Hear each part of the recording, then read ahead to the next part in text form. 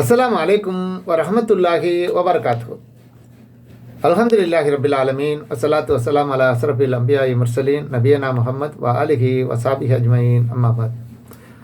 கண்ணியத்துக்குரிய எல்லாம் வல்ல அல்லாஹு ஜல்லசானு தாலாவின் நல்லடியார்களே, அன்புக்கினிய சகோதர சகோதரிகளே, பிரமத அன்பர்களே, நண்பர்களே, உங்கள் அனைவரின் மீதும் ஏக இறைவனுடைய சாந்தியும் சமாதானமும் என்றென்றும் நிலவ பிரார்த்திப்பதோடு நான் சங்கை அப்துல் அஜீஸ். அல்லாஹ்வுடைய அருளால் அனைவரும் நலமாக இருப்பீர்கள் என்று நம்புகிறேன். அல்ஹம்துலில்லாஹ். எல்லா புகழும் அல்லாஹ்வுக்கே. இது இஸ்லாமிய ஒழுங்குகள் பாகம் 36.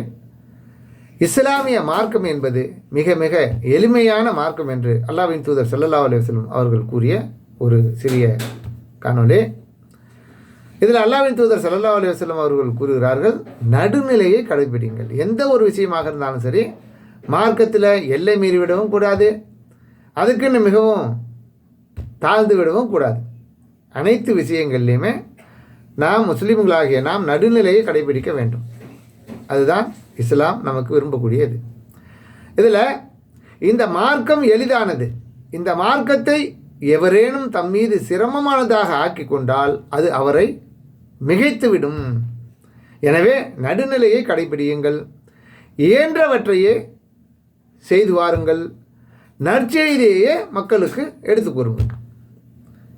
காலையையும் மாலையையும் இரவில் சிறிது நேரத்தையும் ஒத்தாசையாக்கி கொள்ளுங்கள் என்று அல்லாஹ்வின் தூதர் ஸல்லல்லாஹு அலைஹி வஸல்லம் அவர்கள் இரத்தின சுருக்கமாக இந்த மார்க்கத்தின் அற்புதமான வழிமுறைகளை நமக்கு சொல்லித் தருகிறார்கள். இது புகாரில் 39வது ஹதீஸாக இடம்பெற்றிருக்கு.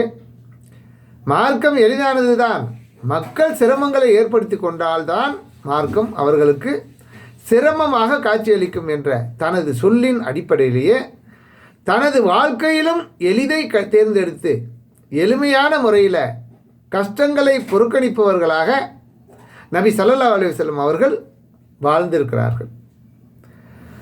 ஆனால் இன்றைக்கு மக்களுக்கு மார்க்கத்தை எளிதாக எடுத்து சொல்லி அந்த சத்திய மார்க்கத்தை நோக்கி மக்களை அழைக்க வேண்டிய பொறுப்பில் இருக்கக்கூடிய மார்க்க அறிஞர்கள் என்று சொல்லக்கூடியவர்கள் இந்த மார்க்கத்தை மக்களுக்கு சொல்வதில் மிகவும் கடினமாக்கி அதை கடைபிடிப்பது வெறும் சிரமம், பெரும் சிரமம்.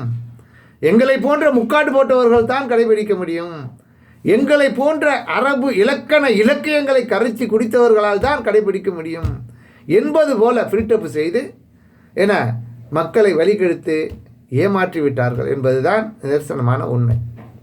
ஆனால் இன்றைக்கு மக்களுக்கு மார்க்கத்தை எளிதாக எடுத்து சொல்லக்கூடியவர்களும் சிலர் இருக்கிறார்கள். அல்லாஹ் அவர்களுக்கு அருள் புரிய வேண்டும். ஹலால் ஹராம் ஆகியவற்றை தீர்மானிக்கும் அதிகாரம் முழுமையாக அல்லாஹ் ஒருவனுக்கு மட்டும்தான் இருக்கிறது. அதில் அவனுடைய அந்த அதிகாரத்தில் யாராவது தலையிடுவார்களேயானால் அது பகிரங்கமான சிறுக்கு இணை வைத்தலாகும் என்பதை சரியாக நம்ம புரிந்து கொள்ள வேண்டும். இந்த வகையில் அல்லாஹுவால் எமது வசதிக்காகவும் சுக வாழ்வுக்காகவும் ஆகுமாக்கி தரப்பட்டு உள்ளவற்றை தக்குவா என்ற முலாம் பூசி ஹராமாக்க முயற்சி செய்கிறார்கள் பல மார்க்க அறிஞர்கள். அப்படி அதில் முயல்வது, அப்படி செய்ய துணிவது சிறுக்கு, மிகப்பெரிய பாவம். இதை பற்றி அல்லாஹ் ரப்பல் ஆலமீன் திருமறை குர்ஆனில் சொல்லி காட்டும் பொழுது, நபியே, அல்லாஹ் தன் அடியார்களுக்காக அளித்திருக்கும் அலங்காரத்தையும் பரிசுத்தமான உணவுகளையும் ஆகாதவை என்று தடுப்பவர் யார் என்று கேளும். அந்த அதிகாரம் அவனுக்குரியது. அவன் ஹலால் ஆக்கியிருக்கான், அவன் சிலவற்றை ஹராமாக்கியிருக்கிறான். இதில் தலையிடுவதற்கு யாருக்கு என்ன ஆதாரம், அந்த உரிமையை யார் கொடுத்தா என்று கேளும் என்று அல்லாஹ் 7வது அத்தியாயம் 32வது வசனத்தில் கேட்குறான். மதினாவில் சஹாபாக்களில் சிலர் ஆகுமாக்கியவற்றை பேணுதல் என்ற பெயரில் தமக்கு தாங்களே ஹராமாக்கி கொள்ள முயன்ற போது அல்லாஹ் அத்தகையவர்களை கண்டித்து அவர்களை நெறிப்படுத்தி நேரான வழியில் செலுத்தும் நோக்கத்தோடு அடுத்து வரும் திருவசனத்தை அல்லாஹ் அருளுகிறான். எப்படி? நம்பிக்கை கொண்டோரே, அல்லாஹ் உங்களுக்கு ஆகமாக்கி வைத்திருக்கும் பரிசுத்தமானவற்றை நீங்கள் ஆகாதவைகளாக அறாமாக்கி கொள்ளாதீர்கள். உங்களுக்கு நீங்களே ஹராமாக்கி கொள்ளாதீர்கள். அல்லாஹ் ஆகுமானதை ஆக்கி வச்சிருக்கான், ஹலால் ஆக்கி வச்சிருக்கான். அதையே நீங்கள் ஹராமாக்குறீங்க? அப்படி ஆக்காதீங்க. மேலும் நீங்கள் வரம்பு மீறியும் செல்லாதீர்கள். அப்படி ஆக்குவதுங்கிறது அல்லாஹ்வுடைய வரம்பை மீறுவது என்பது என்ன? இந்த அற்புதமான சொத்தை ஒத்த வரியில் சொல்லக்கூடிய வரம்பு மீறுதல்ங்கிறது கூட இந்த மார்க்க அறிஞர்கள் கற்றறிந்தவர்கள் என்ற சொல்லக்கூடியவர்களுக்கு விளங்கலையா? அந்த விளங்காதா? எப்படி இது? எப்படி இந்த மார்க்க அறிஞர்கள் இந்த மார்க்கத்தில் எல்லை மீறுகிறார்கள் என்பதை நீங்கள் சிந்தித்து பாருங்கள்.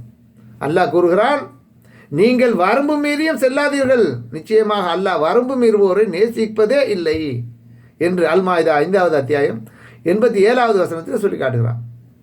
அல்லாஹ் உங்களுக்கு ஆகமாக்கி வைத்திருப்பதை, பரிசுத்தமாக்கி வைத்திருப்பதை நீங்கள் ஆகாதவை ஹராம் என்று சொல்லிக் கொள்ளாதீர்கள். நீங்கள் உங்களுக்கு ஹராமாக்கி கொள்ளாதுங்க. எதையும் அல்லாஹ் ஹலாலாக்கி வச்சது முடிஞ்சத்தை ஏன்றத்தை சாப்பிடுங்க, வேணான்னா விடுங்க. அதை ஹராம் என்று சொல்லாதீர்கள் என்று அல்லாஹ் இதில் நமக்கு சொல்லி காட்டுறான். அப்புறம் இஸ்லாம் விளக்கப்பற்றின் வட்டத்தை சிறியதாகவும் ஆகுமானவற்றின் வட்டத்தை மிக விரிந்ததாகவும் ஆக்கி வைத்துள்ளது இருக்கிறான். பேணுதல் தக்வா என்ற பெயரில் அல்லாஹ் ஆகுமாகியவற்றை யார் ஹராமாக்கி கொள்வதை, அதை யாரும் ஹராமாக்கி கொள்வதை இஸ்லாம் வன்மையாக கண்டிக்கிறது. ஹராத்தை ஹலாலாக்குவதை விட ஹலாலை ஹராமாக்குவதை இஸ்லாம் பாரதூரமான குற்றமாக கருதுகிறது என்பதை இது போன்ற செயலில் ஈடுபடக்கூடியவர்கள் சீர்தூக்கி பார்க்க வேண்டும்.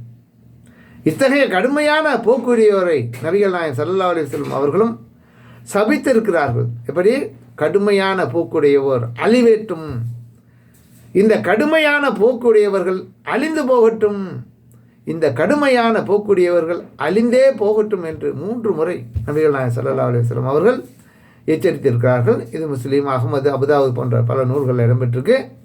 மேலும் இலகுபடுத்துபவர்களாக மார்க்கத்தை, இந்த இஸ்லாத்தை லேசாக்குபவர்களாக அனுப்பப்பட்டீர்களே அன்றி சிரமப்படுத்துபவர்களாக நீங்கள் யாரும் அனுப்பப்படவில்லை என்று அல்லாஹ்வின் தூதர் ஸல்லல்லாஹு அலைஹி வஸல்லம் அவர்கள் கூறிய செய்தி புகாரி, முஸ்லீம்களில் பல ஹதீஸ்களில் இடம்பெற்றிருக்கு.